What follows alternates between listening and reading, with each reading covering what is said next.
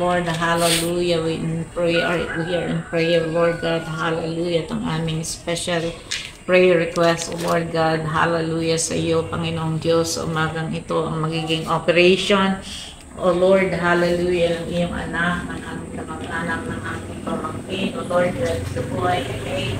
First, Lord God, hallelujah, ng operation niya sa colostomy, O Lord God, hallelujah, ang bahaging ito ng paglalabas ng kanyang pitupa, O Lord God, upang alisin, O Lord God, ang dumi na naandun sa loob, sa rectum, O Lord God, hallelujah, causing the rectal cancer, O Lord God, hallelujah, we are rebuking, O Lord God, any virus, O Lord God, sa pag-aalis ng mga dumi na ito, O Lord, ay makasama, O Lord God, ang bad bacteria, O Lord God, yung virus, O Lord God, causing the rectal cancer, O Lord God.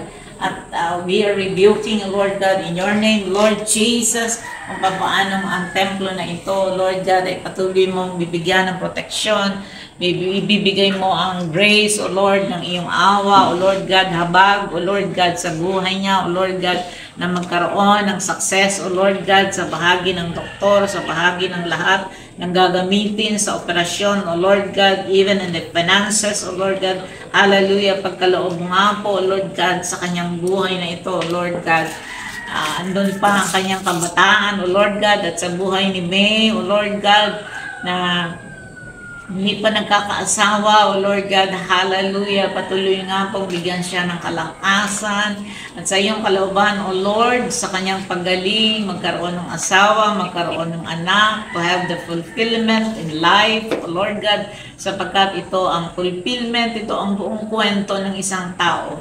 Siya ay ipinanganak, siya ay lalaki, O Lord God, upang magkaasawa, magkaroon ng maraming anak, O Lord God, at sa iyong takdang panahon, O Lord God, sa panahon ng katandaan, O Lord God, muling babalik sa iyo ang mga kaluluwa na ito, O Lord God, hallelujah. We are blessed along with, O Lord, ng aming pagsisikhay sa aming kwento na, O Lord God, na nasa sala, O Lord, ng evilness, dahil sa mga pagkakasakit, O Lord God, we are rebuking, sinasansala namin, O Lord God, ang lahat ng mga ito, Lord God, lahat ng pagkakasakit, O Lord, sa aming mga buhay, sinasansala namin, O Lord God, sapagkat ito ang templo ng katawan, O Lord, na ipinagkaloob mo sa amin.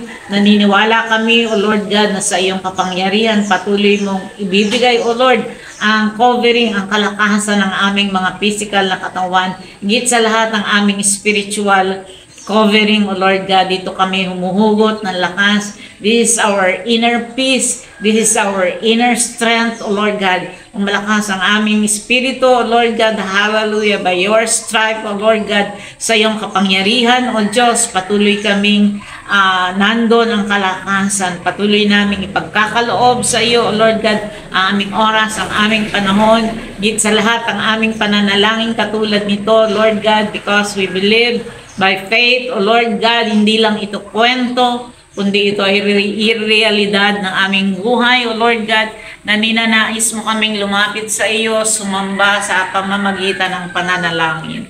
And we are blessed, O God, sapagkat sa umagang ito, Lord God, malaya kaming naiibigay ang bahaging ito ng pananalangin.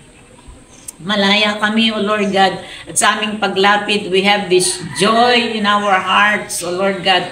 Nandun, O Lord, ang kagalakan ng aming puso, O Lord God, na nakakapanalangin sa iyo ng ganito, Lord God. Hallelujah. It's such a blessing na ito sa amin, O Lord God, na nakakausap ka namin, na nakakadaupang palad ka namin sa mga pananalangin. Salamat, O Lord God, hindi pa man alam namin na ipagkakaloob mo ng may katagumpayan ng aming mga pananalangin. At sa pangalan ng ating Panginoong Jesucristo, Amen, Hallelujah, patuloy na magkakaroon ng pananagumpay ang lahat ng pananalangin. Lord, alam mo po ang desire ng bawat isa. Alam mo po, hindi man nasasambit ng kanilang mga labi, pero sa kanilang mga isip, sa kanilang mga puso, meron silang mga inihiling. Merong silang mga dalangin, O Lord God. At alam namin na alam mo ang bagay na ito. Katagpuin mo nga po ang mga bagay na ito sa panahon na higit na kailangan ng bawat isa. And we believe by faith, O Lord God, na patuloy mo kaming bibigyan ng katugunan sa lahat ng aming mga pananalangin. Yours is the glory. Yours is the kingdom. In the mighty name of Jesus, amen, amen, and amen.